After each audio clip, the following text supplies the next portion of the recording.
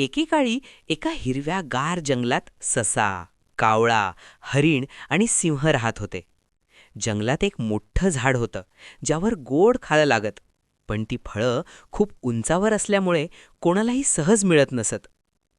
एक दिवस ससा म्हणाला, "मी सर्वात चपळ आहे. मी उडी मारून फळं आणतो." तो खूप उड्या मारू लागला, पण फळांपर्यंत पोहोचू शकला नाही. कावळा म्हणाला, "मी उडू शकतो, मी आणतो." पण फांद्या खूप दाट असल्यामुळे तो आत जाऊ शकला नाही. हरीण म्हणालं, "मी उंच आहे, मी प्रयत्न करतो." पण तेही अपयशी ठरलं.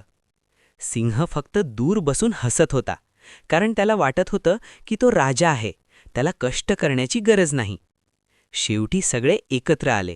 सशाने कल्पना सांगितली, "आपण एकमेकांच्या मदतीने प्रयत्न करूया." मग सिंह खाली उभा राहिला, त्याच्या पाठीवर हरीण उभं राहिलं, त्यावर ससा चढला आणि कावळ्याने फांदी हलवली. फळं खाली पडली आणि सगळ्यांनी मिळून ती खाल्ली. तेव्हा सिंह म्हणाला, "आज मला कळलं, एकट्याने नाही तर एकत्र काम केल्यानेच यश मिळतं."